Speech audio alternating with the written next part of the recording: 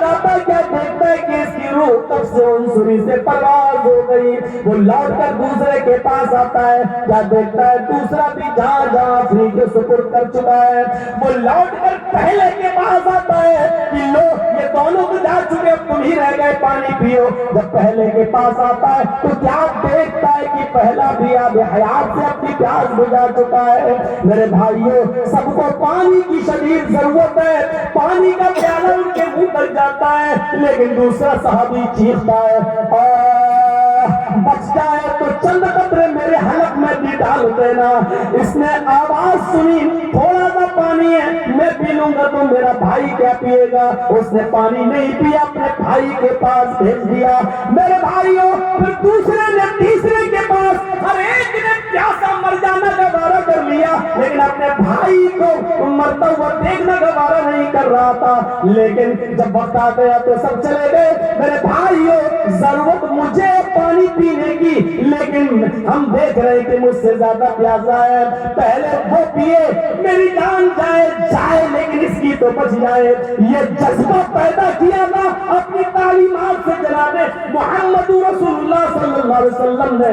ایسا بنایا تھا ایک مسلمان کو دوسرے مسلمان کی نظر میں, لیکن ہاں آج کس کی نظر لگ گئی, آج کس کی نظر ہمیں, آج کس کی نظر لگ گئی. آج ایک مسلمان دوسرے مسلمان کے لیے اتنا بڑا دشمن کیوں بن گیا ہے؟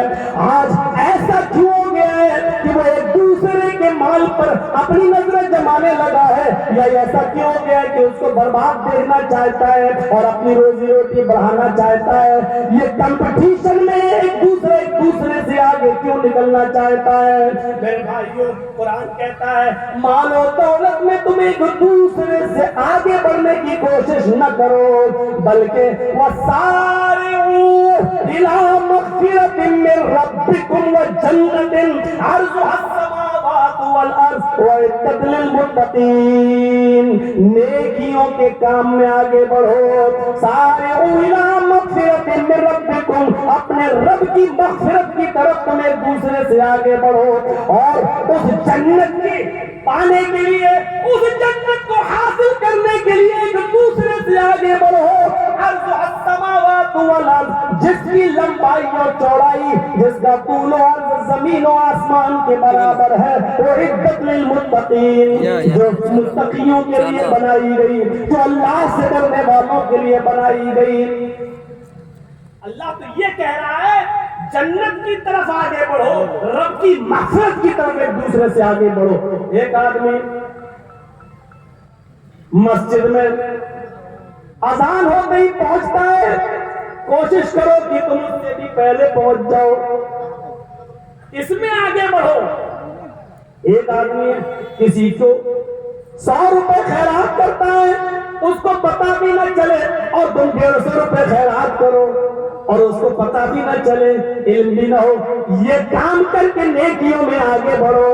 اس میں آگے بڑھنے کا حکم دیا, اس میں نہیں دیا ہے کہ وہ آدمی اتنی بڑی بلڈنگ کا مالک ہے تو چلو ہم اس سے بھی زیادہ اپنی بلڈنگ بنا لیں. میرے بھائیوں, ایک صحابی ایسا نہیں ملے گا جس نے مال و دولت میں ایک دوسرے سے آگے بڑھنے کی کوشش کی ہو.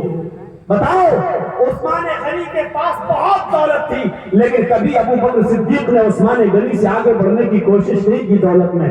کبھی عمر فاروق نے حضرت عثمان سے آگے بڑھنے کی کوشش نہیں کی دولت میں.